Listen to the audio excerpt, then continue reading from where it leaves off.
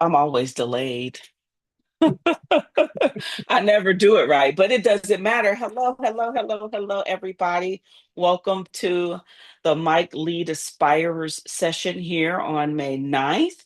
I am I have the pleasure, the very absolute pleasure of talking to JC Crawley. And we'll get into how we know each other. We'll get into all of that. But thank you, thank you, thank you for those that are joining us here in studio, so to speak, and those that are out there watching us on the YouTube channel. If you have any questions, you can put the questions in the channel.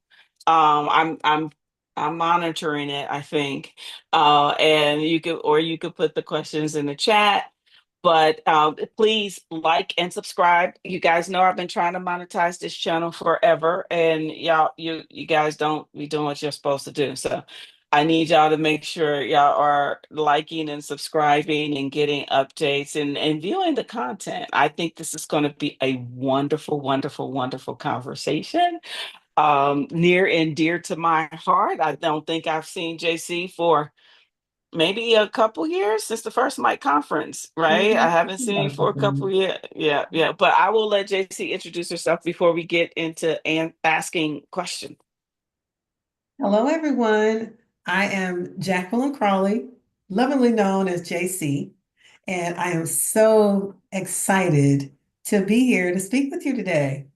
I'm currently in the space of GRC, governance, risk, and compliance, and I absolutely love my career. Love it. I think this might be my 10th career if I had to count. Um, And with that being said, I have worked in several different industries, from manufacturing to nuclear power, advertising. Let me see, what else can I chalk up? Mm, Yeah, advertising and media and technology. So I've been in technology the entire time, just doing different things. And I can't wait to tell you my journey because it's taken me um, to where I am today. And I absolutely love it. Well, you know what? Then why not we just get started? So I going all the way back. Okay, so we're going all the way back to your undergrad, right? Ooh. Start, yeah, yeah, yeah. Start us there and take us through your journey up until now. What fields were you in? What did you study? What did you graduate with? What was your degree in? And how did that your path in technology happen to end up in GRC? Okay. Here we There we go. go. There we go. Let's go. So I have my undergrad in marketing from the University of Tennessee at Chattanooga. I started out in marketing clueless because I have so many interests. I was interested in engineering, I was interested in marketing, sales, you name it. And then I was like, okay, let me try this. At the time, I was working full time and going to school full time. So I was working at a nuclear facility as an engineering assistant, hence why I wanted to go into engineering. Until I was in school and took a course and blew up the circuit board. I was like, oh, I don't think this is for me. I don't think this is for me at all. And then I just kind of said, okay, what are my other interests? You know how when you're in school, you take the psychology test to see, what you're interested in? 8 out of 10 is what I scored. And the professor said, that's unusual. It's normally 2 or 3. So I went ahead and pursued those 8 out of 10 interests. And that's how I ended up where I am today. But to go back, my undergrad's University of Tennessee, UTC. Then I came to Atlanta and started working in customer service. Okay. Left nuclear power, started doing customer service, inside sales, kicked butt in inside sales. Should have stayed there, but I was like, too much pressure. And then from there, I became like a financial analyst and telecommunications. That was a lot of pressure too. And 6 months into working on my master's, I said, you know what? I'm going to take a risk on myself. And I took my first contract position as a project manager. Clueless again. What does a project manager do? I was like, I don't know. I don't know. And a friend of mine told me, said, you have all the skills, just go for it. I went to that position, learned how to negotiate my salary, learned how to realize my value. Um, so I learned lessons along the way that actually helped me to where I am today. Little did I know that those were the lessons that I needed to learn, right? I'm just bouncing around, going from this position to that position.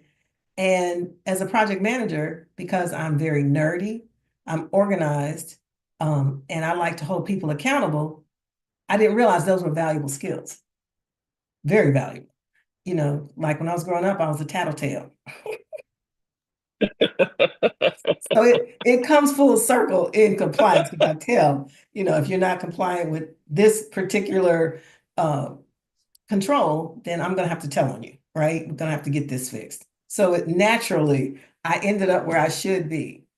So from when I got my master's degree, like I said, I was doing contract work as a project manager, and then I became bored, hence the 8 out of 10 skills. I get bored easily. It's like, this is repetitive. I need to do something that's more challenging.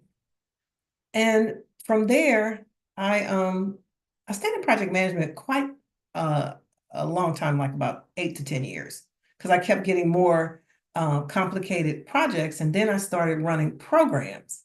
And now that was pretty cool because as a program manager, you know, I had multiple project managers under me running various projects, and they were all in IT. And from there, I learned you really have to be on time, right? And be kind to people. Is, you know, being just nasty to people and, you know, just saying anything is not the way to go, right? So that was a lesson and another skill set that I took with me to where I am today, right? Be kind to people and know who the decision makers are. Not only that, but who do the decision makers depend on, right? And that's pretty much my story when it comes to project management. And from there, from project management to program management, I dibbled and dabbled between being a contractor or consultant to going full time on the job. And they said, "Oh, we love the work you do. Please convert." Man, all I can tell you is I should have never converted. I converted to this one position, and 2 years into it, the project didn't go well. It was a whole program, didn't go well. They fired all of us, the entire team. So I said, you know, I want to do something different other than IT and project program management. What can I do? I went to a conference, met a young lady, and she said, "Have you ever thought about cybersecurity?" I said, "What is that?" And little did I know, it is like an umbrella. So when you think about cybersecurity, most people think of a technical person, someone, you know, at the help desk, or someone, you know, doing hacking, or someone trying to do coding of a software. I was like, oh, I'm not interested in any of that. I have soft skills. I said, oh, you need to work with like um, a CISO. I said, well, what is that? So I had to do a lot of research to understand the lingo. And what it boiled down to was basically the same things that I had learned that brought me to this space. Be kind to people, know your value, and take the skill sets of being organized, being on time, and understanding what the end game is. That actually helped me. And so I said, well, okay, I can try this. And I met another gentleman who was actually at the time the CISO for the NFL. I met him at a conference. Um, and Michael told me, he said, why don't you think about governance? I need you to get these 2 certifications. He told me what they were. It was the CRIS certification and the CGAT certification. They're both around governance. And I was like, oh my goodness, I passed both of those exams first time. I said, this is nothing. I found out later those were hard exams, but they were easy for me because I understood the mission. So from there, I met Mary. Uh-oh. I did. I met Mary because I was in another position, and they brought me in, oddly enough, to help them solve a problem that they had been dealing with for 5 years. And I came in, didn't know anything about the company, didn't know their products, didn't know anything, but I did know people, and I did know my worth and what my skill set was. And A lot of it is patience. So when I sat down, I said, oh, this is pretty easy. They're not organized. This person's not talking to that person who has the answers. Oh, so let's just have a conversation. I was able to solve that problem with that company, save the company money, get them PCI certified. And I had no idea that what they had given me was so hard, supposedly so hard. It was encryption key management. So somebody coming in is not supposedly technical to understand how to set up a program for encryption key management sounds very difficult. But when you think about my background, it was easy. Then I met Mary.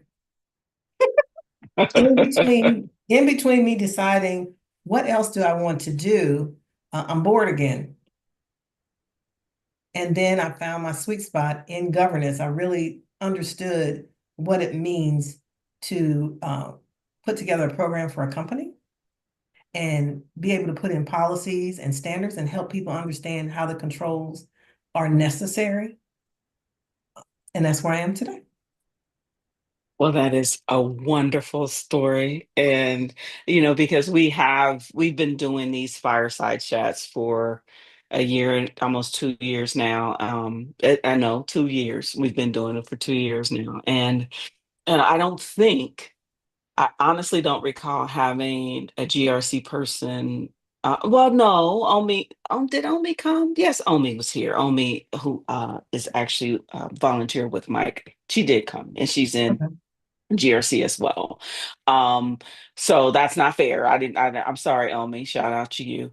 But when we start talking about, because of course these Aspire sessions are those and are meant for those that are looking to get into the cybersecurity space, right? And a lot of them, and I tell them you don't have to be super highly technical. There is a thought process that everybody has to be in the SOC or everybody has to be a program or coding. I tell you, I code, and only time I've actually coded is to help my businesses. And I can get away with it. I've never in a job had to code, but of course I've been an executive. So once you get to that executive level, you're not coding anyway. But all that to be said, GRC is that option for those that have have an understanding, but not necessarily want to go down that super highly technical pathway. And so you mentioned being organized, being nice to people, being on time, right? What are some other skill sets that you could tell our listeners out there about what it takes to be in GRC, or how did you make that, how did you sell yourself into that role? Because it's all sales, right? Maybe your salesman, maybe your sales that experienced help. Well, first of all, whenever I'm interviewing for a position, I want to know what the problem is. What problem are you trying to solve? And one thing I didn't mention was I am a problem solver. I come in when everything is going wrong, and I come in and help them. I'm not necessarily up front, I'm in the background, but I bring that skill set in where I roll up my sleeves and I start asking questions. I ask a lot of questions to find out what's really going on, what are we trying to achieve, who needs to get what done, where are the resources, right? And what is our timeline? Project management again. When do we have to get this done? What's at stake? What's at risk? And the more questions that I ask, because I've always been curious, I finally get to the root cause of what we're trying to do. And that's, to me, is GRC. What processes are in place? Are they repeatable processes? And then you find out, oh my God, there are none, right? And then if the company is regulated, meaning they have certain regulations that they must comply with, that makes it easier. I typically go out and read. I do a lot of reading to find out, which regulation applies to this industry.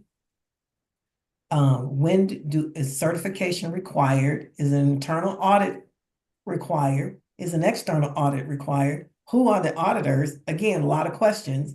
And from there, I'm able to put together a playbook on how I go about helping them solve their problem. So I hear being curious and being an avid learner, right? And being able to do the research. Now that's a challenge that many, because we have our junior level professionals, our apprentices, Mhm. that we actually, I think we have 130 some of them right now that are in the program.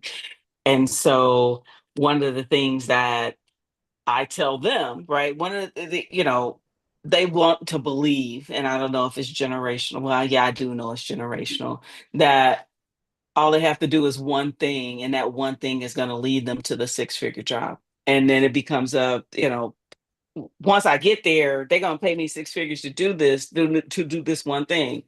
And it becomes, no, you do know you have to be a continuous learner. You have to constantly remain curious, because in this profession, the one thing you think you have will be obsolete the next day when somebody learns how to counter it, right? And so the message that I like to send or to give younger professionals, even transitioning professionals, you got to do the hard work. There is absolutely no answer that cannot be resolved if you don't dig in and do the hard work. And I, that motivation that I'm at times I have challenges getting that across, because people want to be spoon fed. And I think it has more so to do with the instantaneous gratification that I saw even when after COVID, right? And the quality of student kind of sort of went down, or the quality of student that actually wanted to do the hard work. And you can't fake it till you make it in cybersecurity. You can't. You actually have to do and know something and do something. So, given that, as far as advice and all the things that I just shared with you that I go through, thank you. Thank you for listening. Um, what are some of the characteristics or traits that you would tell people that they need to hone in on, um, in order to make that transition, right? I mean, you have to be able to sell yourself, but as you pointed out, you have to be able to do your research. So if I was a junior level professional trying to get into GRC, what is it that you would tell me in regards to skill set that would be something that I really need to have and develop? Well, I would say first use YouTube as a good resource, right? Some of the basic skills you need to have is being able to communicate clearly, communicate your story, communicate your thoughts, ask lots of questions, and know that you belong in the role, right? Some of the other skill sets are being able to put together a presentation, a PowerPoint presentation, because there's no better way to put your thoughts together than in a presentation, and practice, making sure that the message is clear and concise and not just a lot of fluff. So that PowerPoint presentation is paramount. Understanding how to use Excel is another tool that you would need in GRC, because with GRC, you're interacting with auditors who use a lot of spreadsheets to communicate over controls, and you need to understand how to use a spreadsheet. When it comes to being really curious, look into GRC and see, go out online and look at jobs for compliance manager, a GRC manager. Look at what they're asking you to have. And those skill sets will be listed in those job recs. That's the curious part. That's doing the hard work to understand how you need to position yourself when you are looking for work, and what skills you need to hone in on. And you can get a lot of the free training on YouTube. There's a lot of free training out there. Once you understand, do you need technical skills or is it just soft skills? GRC is a combination of both. The soft skills are the winner, because you're working with a lot of technologists that don't like to do the work. They don't like paperwork. Ask Mary, they do not like paperwork. And paperwork is GRC. Mhm.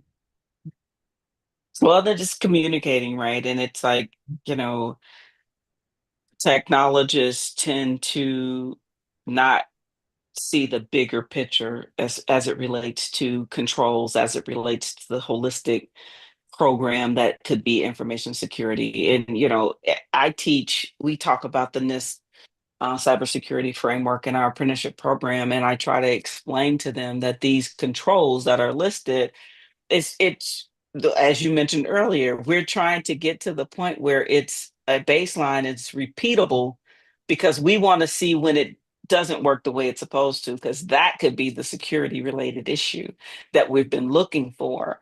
And so people go into this mindset, oh, I'll be stopping hackers. I'm like, listen, no, what you're going to be doing is communicating, because we are the finders of the problem. Mhm. We have to be able to articulate the why for the technologists to fix the problem. And if you are not in a regulated environment, that's a harder fight than if you're in banking or something and it has to be done. It's like, okay, well, it just has to get done. Just do it because it has to be done. That's what the regulations say. But okay, switching a little bit as a minority leader, right?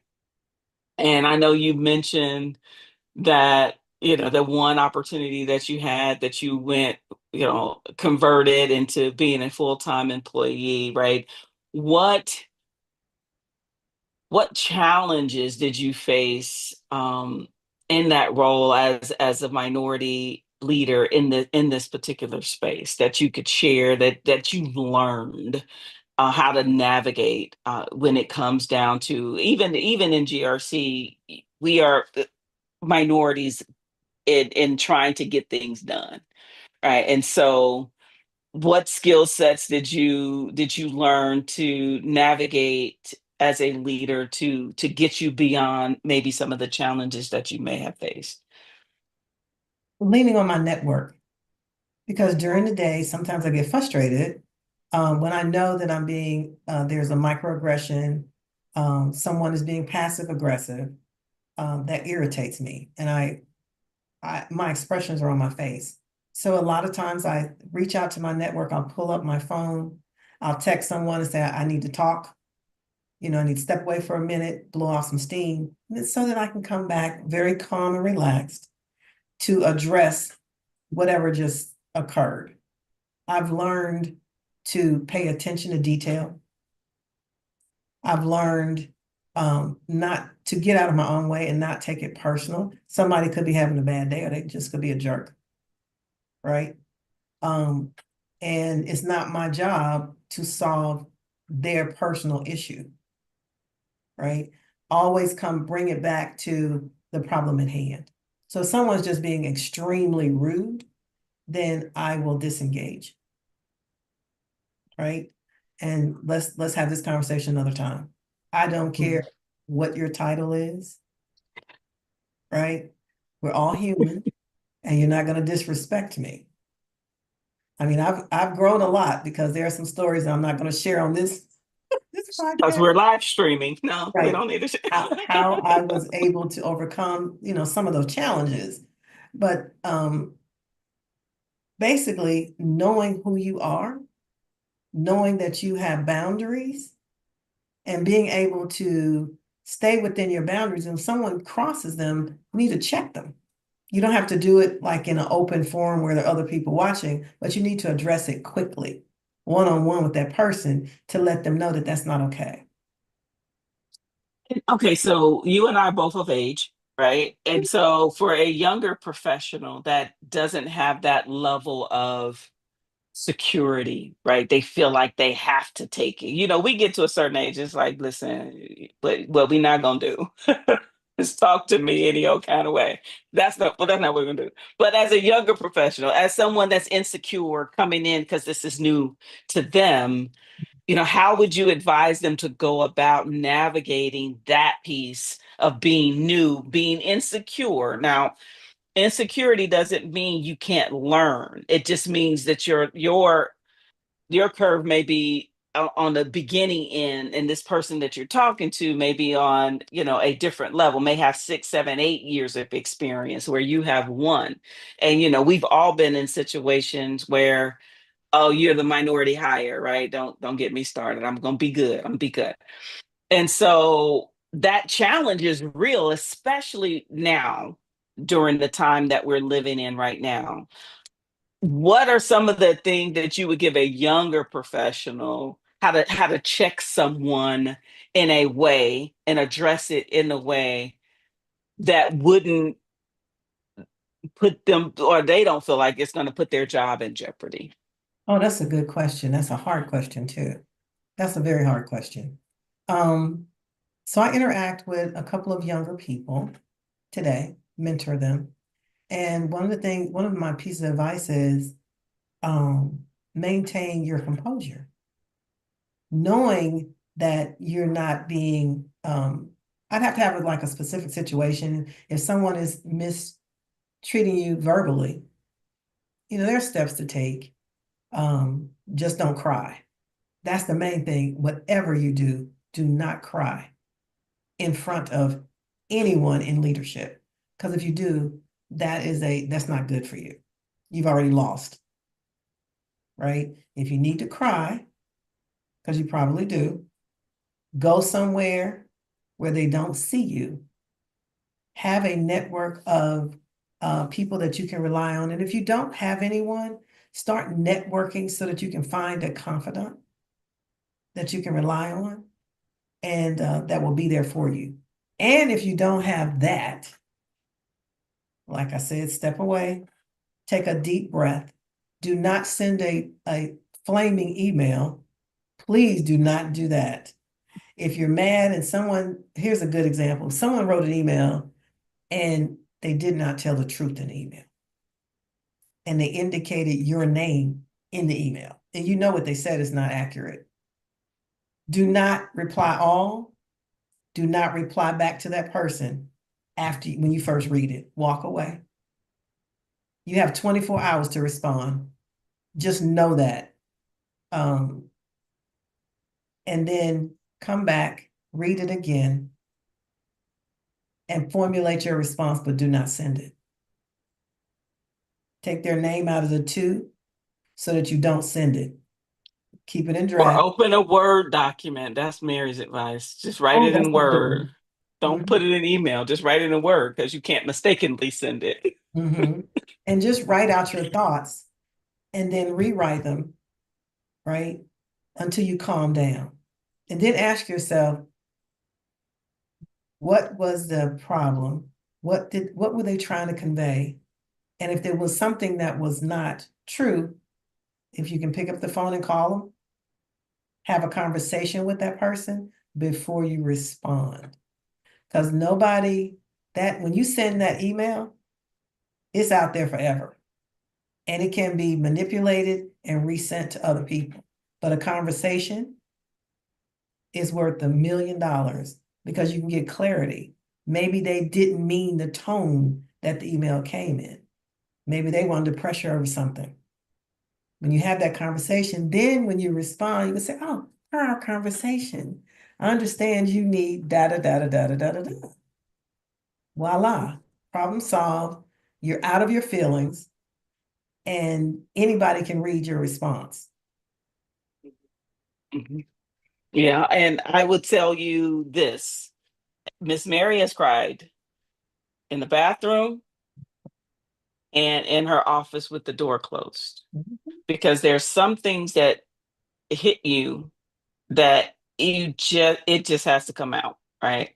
Then what JC's talking about is your own personal board of directors. I have a whole group. I got a list of people that I used to. Now that I'm full time, I work on my own. I work for you guys.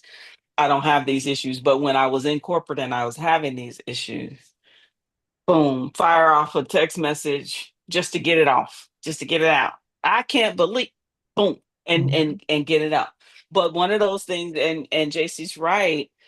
I always tell people if you read something and it causes an immediate emotional response, JC said, right, walk away.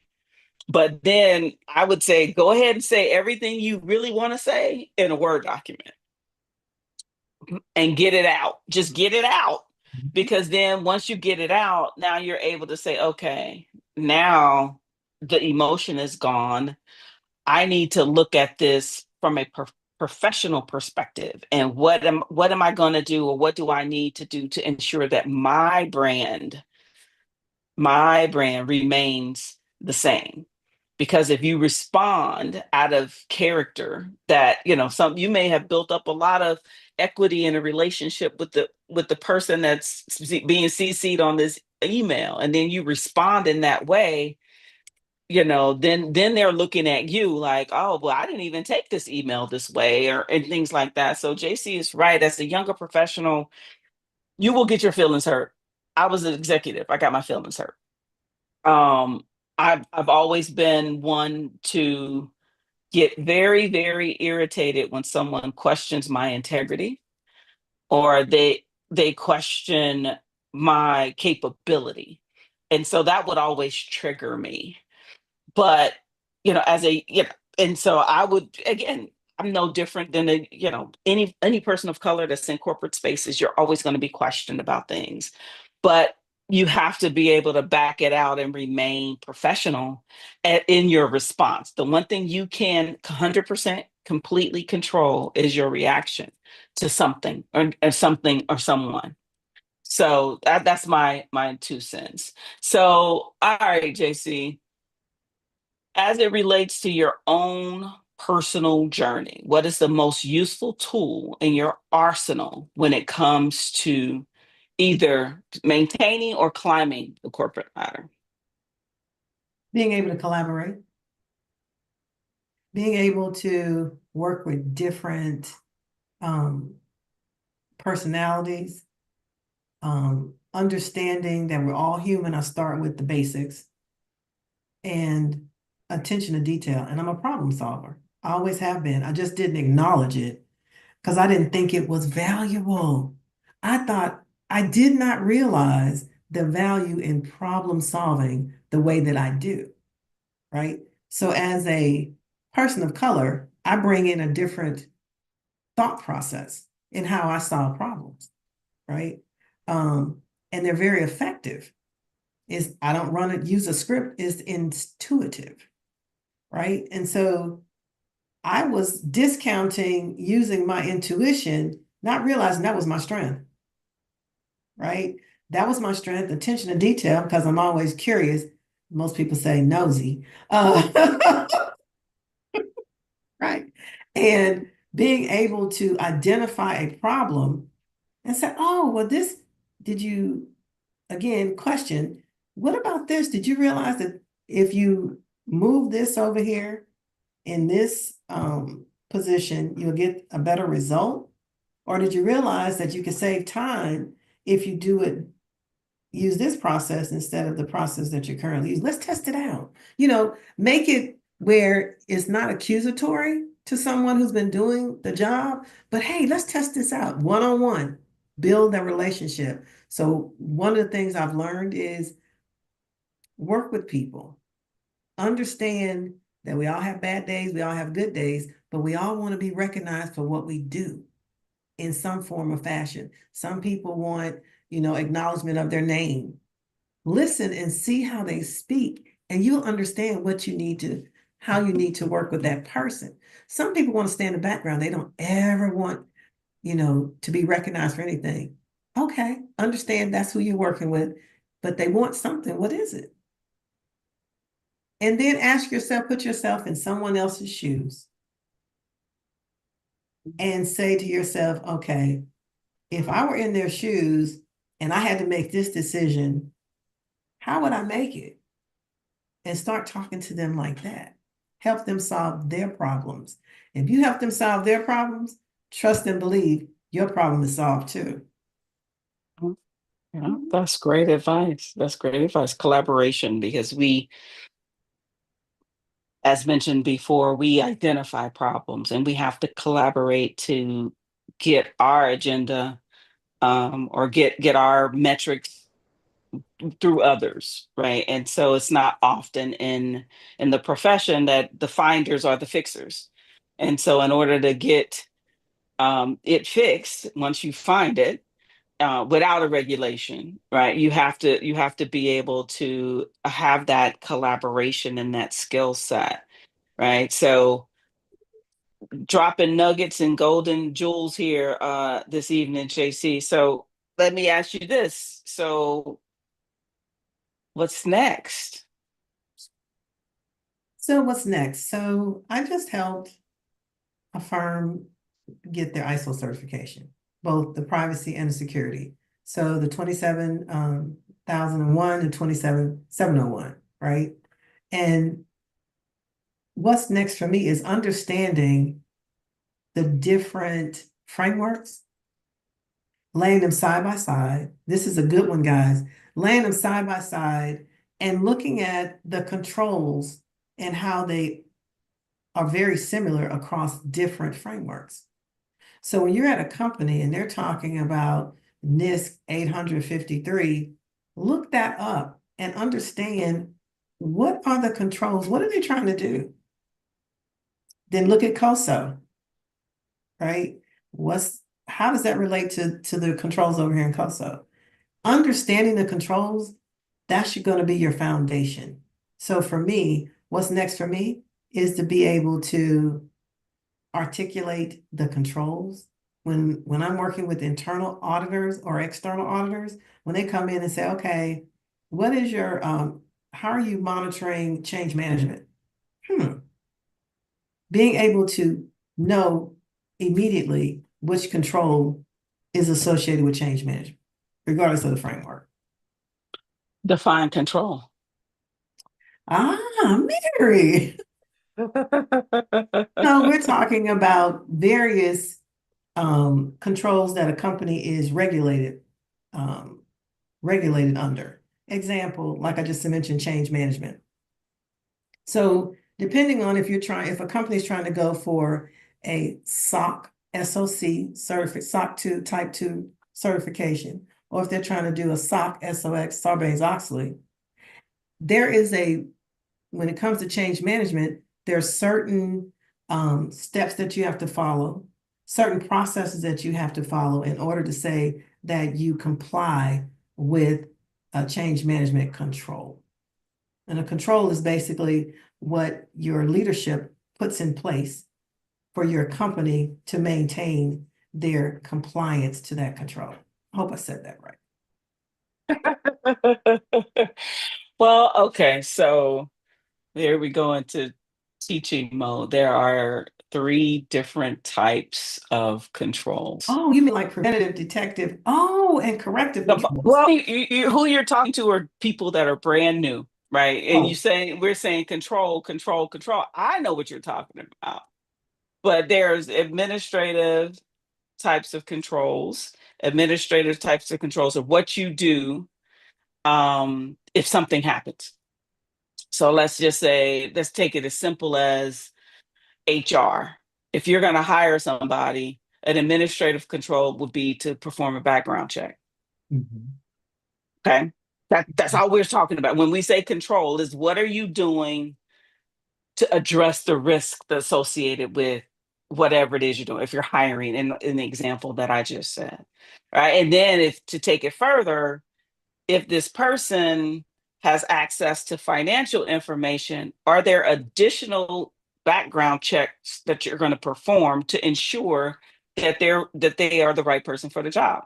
So it may just be a criminal background check for your average employee, but if they have a financial background, you may want to do some type of credit background check, right? And these are just different things that companies do to comply with.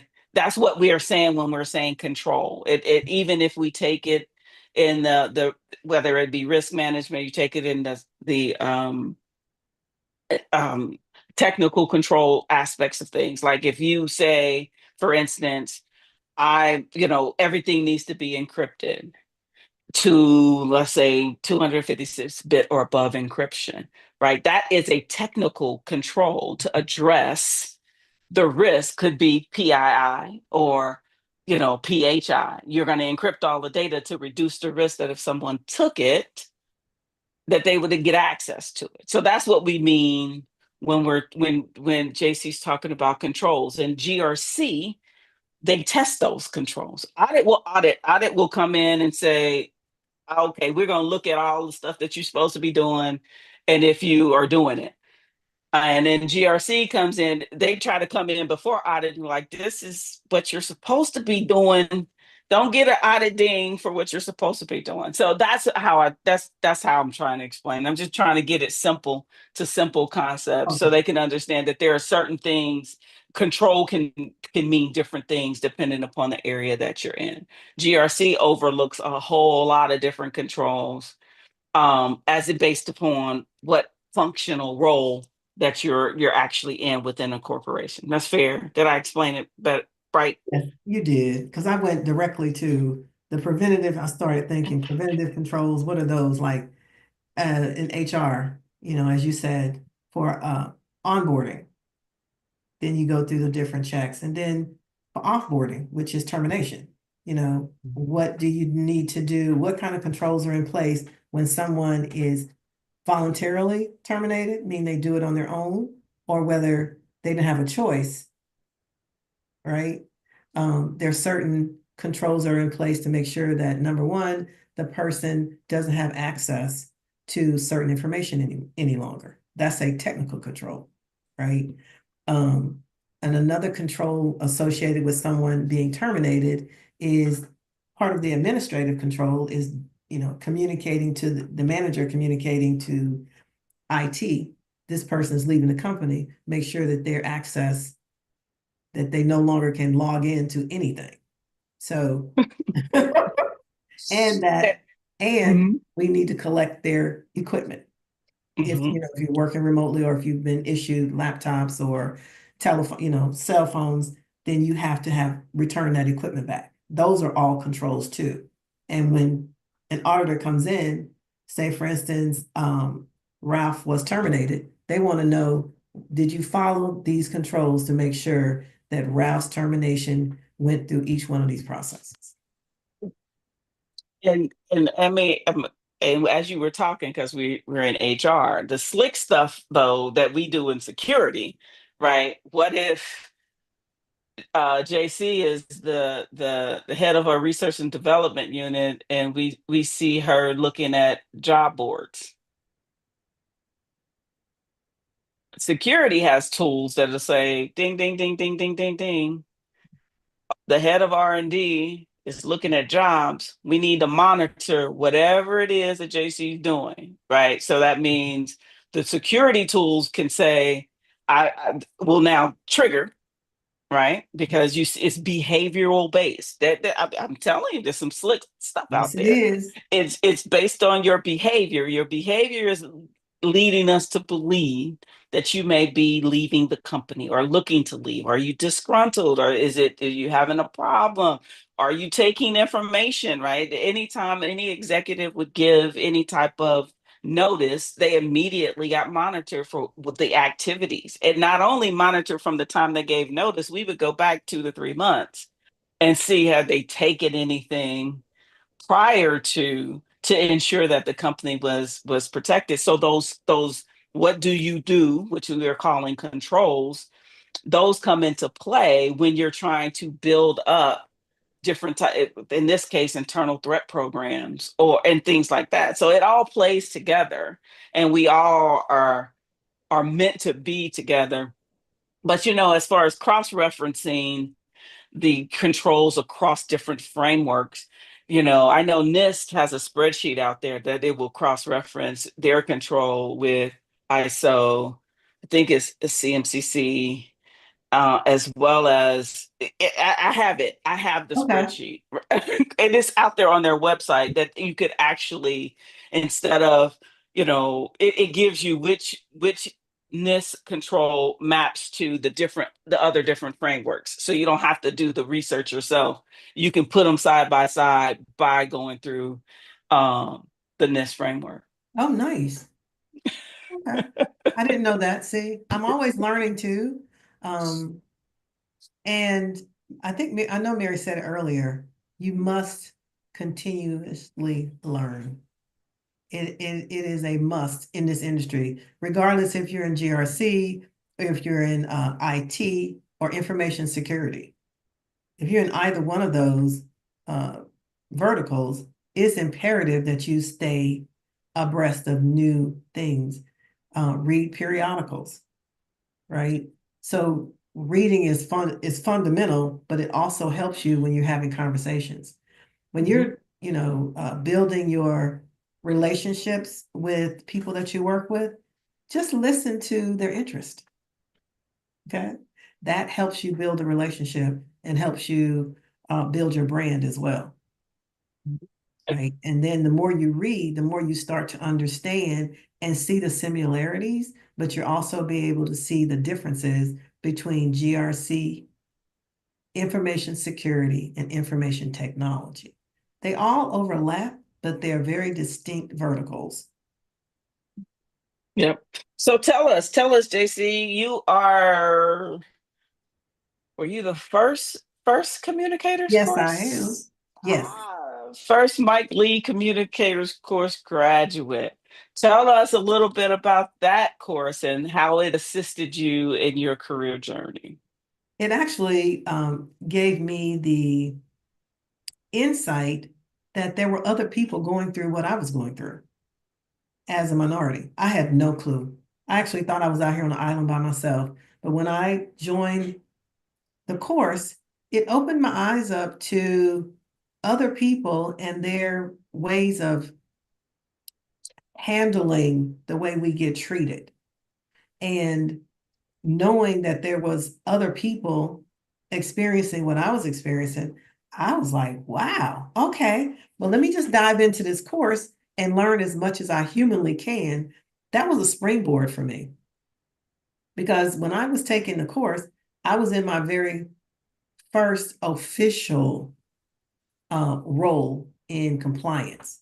I've always done some sort of work in compliance, but it was not an official title. I had an official title, and that meant something to me.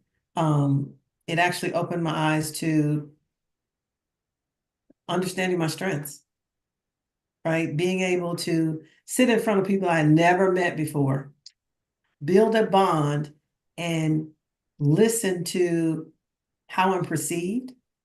You know, what do I need to do to continue to grow?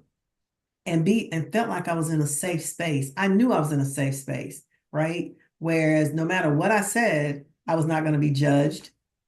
I was going to be uplifted.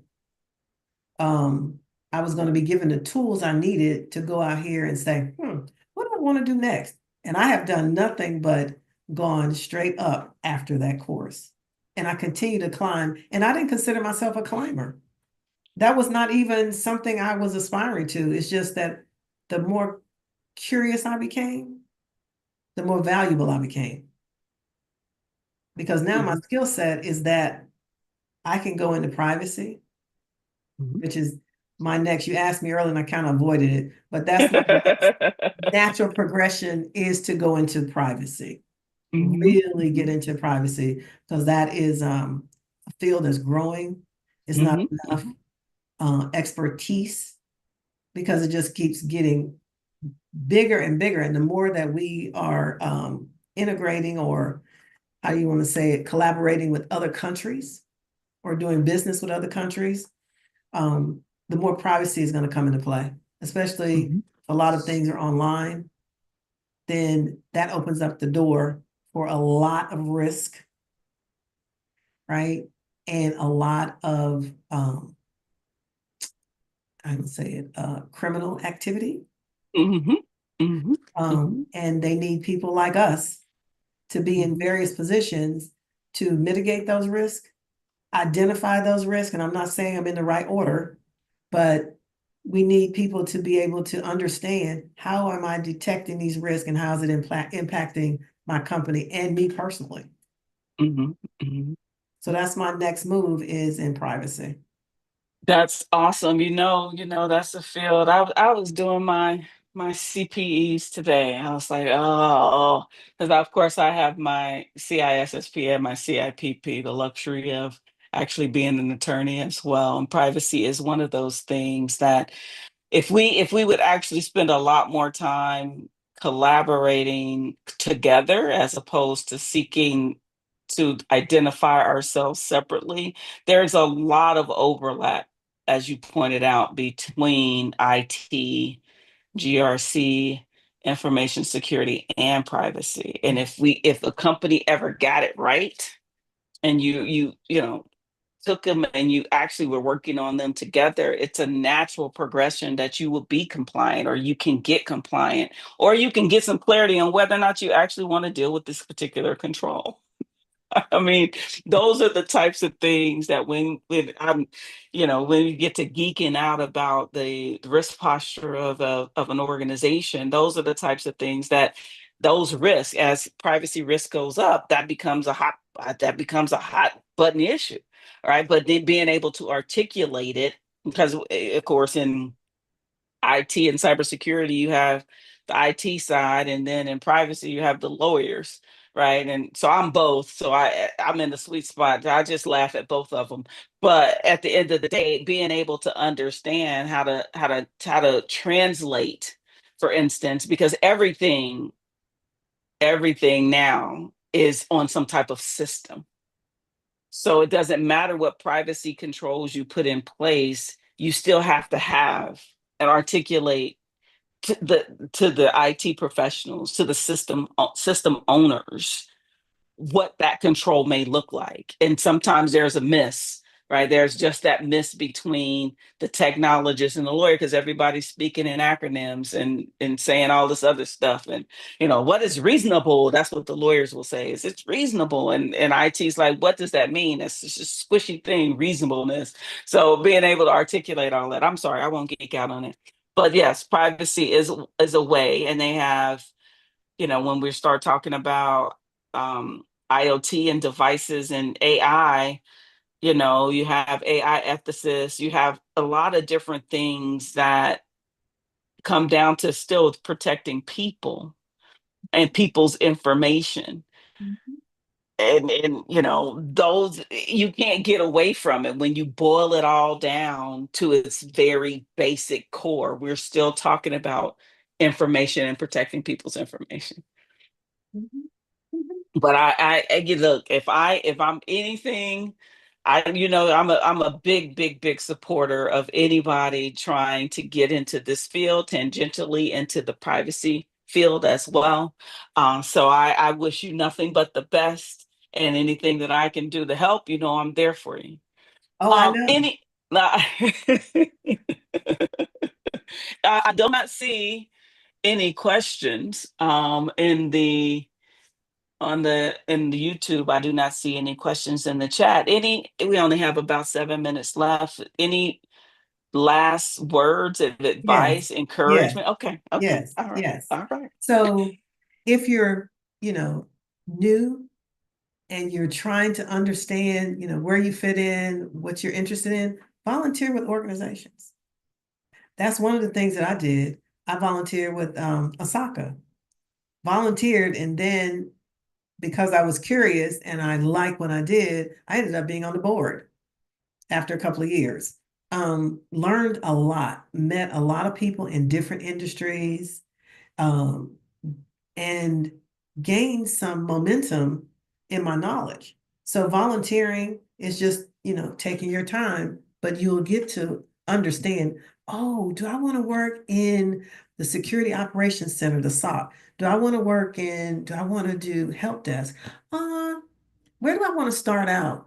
Am I interested in auditing? When you volunteer, you get to meet people, professionals that are actually performing those roles, and they can give you insight into their day-to-day world. That is one way to really immerse yourself and get to, to learn, and then start studying. Once you identify, oh, I think I want to go down this path, look up the different requirements when it comes to certifications, and then go out there and see where you can learn that certification free. LinkedIn Learning has a lot of free certifications. And I know Mary publishes a lot of information where you can go for free to get training.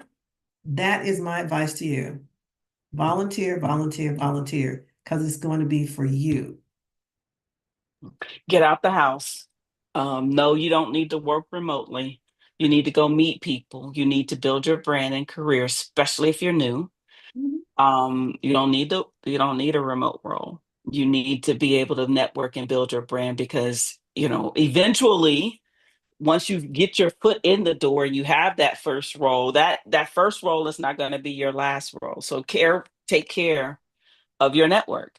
And so what JC is saying is what, I would tell you as well. Go to different events. Don't just sit behind the computer and dive into all of this. You have to go meet people in 3D.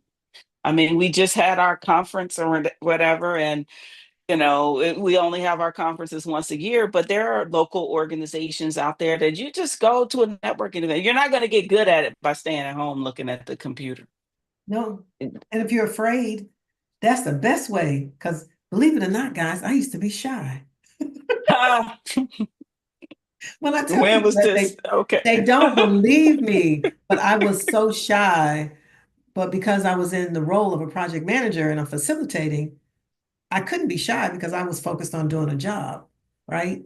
So as an introvert slash extrovert, um, it brought me out of my shell. Because as a professional, when I'm presenting something, then I'm all laser focused, not realizing I was able to take that energy and start to introduce myself to other people who were very interested in me, just like I was interested in them. But so when you're networking, and I'm sure Mary's taught you this before, when you're networking, be interested in that person. Engage them to find out what they like, what they do, and you'll be surprised at the nuggets that you'll walk away with. All else fails, bring a buddy. Bring somebody you trust. They don't even have to be somebody that's interested in cybersecurity, just somebody that makes you comfortable, right? So you at least know one person in the room, and that could help you as it goes with talking to others. But thank you, JC, so very, very, very much. It's beautiful to see you. It's been a while. We even missed the last two conferences. I don't know what you doing over there in Atlanta. I ain't gonna fuss at you on YouTube. I'm a not. Um, I get, wait a minute, hold on. We have 3 minutes. I did have a question. It says, any advice for someone interested in GRC analyst career on first steps? What's the first step? The first step is go out and look at job requisitions, postings for job, like for an analyst, a GRC analyst. Look at what they're asking for and ask yourself, do you have those skills? And if you don't, get them. It's that Take easy. them one at a time. It's a checklist. It's that easy. And then tailor your resume as you're applying for jobs to match that job requisition. But make sure that you have the skills that they're asking for. Yes, please don't lie on the resume. Mm-mm. Please don't lie on the resume. And you might be surprised that one of the people want to help you, but you have to show that you're interested in yourself and your growth and be genuine. Be your authentic selves, and you'll get the job. I say your resume gets you the interview, your soft skills land you the job. So be mindful of how you communicate, articulate, and how you come to the table in these interviews. But again, thank you so much. I appreciate it. It's good seeing you. Um, for all of you out there that are listening that have mothers, give them love, that are mothers, happy Mother's Day. We are the best. We are the best. That are aunties that have done the mother thing. Happy Mother's Day to you all as well. And you guys have a wonderful, wonderful, wonderful weekend. Don't forget to like and subscribe. Thank you so much, JC.